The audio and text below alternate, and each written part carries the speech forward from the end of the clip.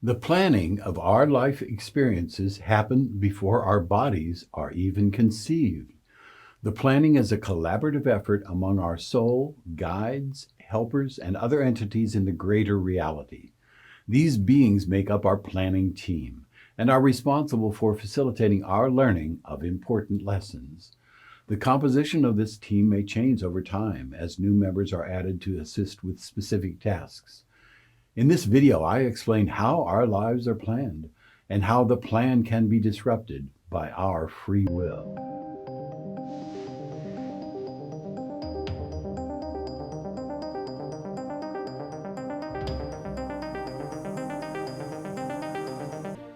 Hello, I'm Dr. R. Craig Hogan, President of the Afterlife Research and Education Institute and Seek Reality Online. Our lives are planned with a basic framework. That doesn't mean we're predestined to act as we do. We have free will within that framework, and things happen that are not part of the planning. They are just part of living on Earth. But the makeup of our families, capabilities, general progress of our lives, and exit points are all planned before our bodies are even conceived. It's as though we were given all the parts of a bicycle, all the tools to put them together, and the mental ability to build a bicycle. But whether we get all the parts in the right places is entirely up to us. And if we lose parts during our lifetime, our guides and others will inspire us to be able to make a working bicycle without the parts, or with new, better parts. Our life's plan is full of necessary changes. The planning team includes our soul, other souls who will share in our life's experiences, guides, and others who are available to help when needed.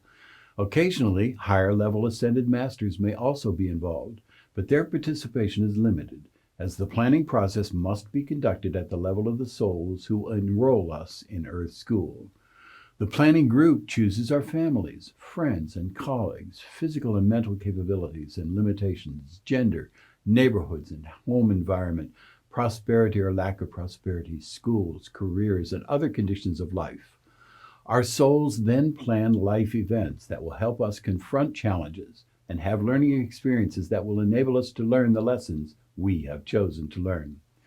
Our souls are individuated parts of our higher selves that are devoted to our lives from planning through birth to the death of our bodies. Our minds are different from our souls. Our minds develop in Earth School. We start off with a tabula rasa, or blank slate. We grow in Earth School to acquire our personalities, memories, life experiences, skills, and the other components we associate with who we are.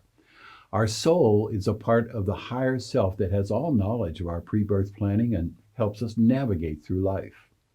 Stacey Wells, the medium working with Rob Schwartz, author of Your Soul's Plan and Your Soul's Gift, describes the planning as being done on boards, whose content has the appearance of flowcharts and cells.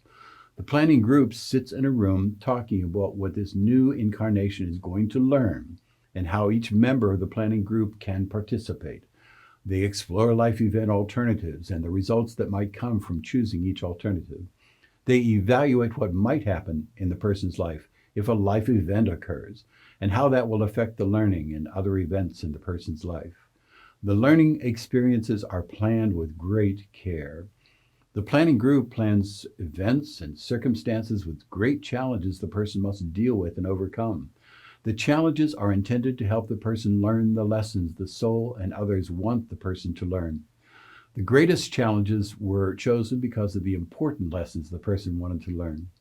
The person may not be able to triumph over the challenges the first time they encounter them. The person's soul and guides may alter upcoming events during the person's life in Earth School to present the challenges again. However, as with everything in our eternal lives, we have free will. We may choose not to go through the struggle of overcoming the challenges. There is no judgment for not taking up the challenges and learning from them. The planning group is able to see the alternative plans the person may take during the Earth School experience. Because the person has free will and may choose a path not in the pre-birth planning, the planning includes contingencies for missteps and detours. Then during the person's life, the person's soul and guides are engaged in working with the person. So when detours occur, The person can be guided through influences and circumstances to choose an alternative path that will arrive at the desired learning experiences. The plans do not include horrendous actions, murder, or suicide. A person's disposition may be such that they could make very bad life choices, but murder and suicide are not in the life plan. Most people have a primary challenge that dominates their thoughts and plans. It was chosen during the pre-birth planning. The primary challenge may be learning compassion or humility, learning how to trust, learning how to be centered on other people or to be sensitive to other people. If a person's life seems to be dominated by challenges and growth in an area, that likely is the area of the primary challenge. The individual will feel guidance about the circumstances in which the primary challenge appears. Growth will happen each time the person faces the challenge. Because it is so profound, the area of the primary challenge is the area of life that may not be successfully addressed. However, even when the challenge does not result in the desired outcomes, the individual learns from the experiences. One of the foremost ways the planning group plans for events to teach the desired lessons is through opposites.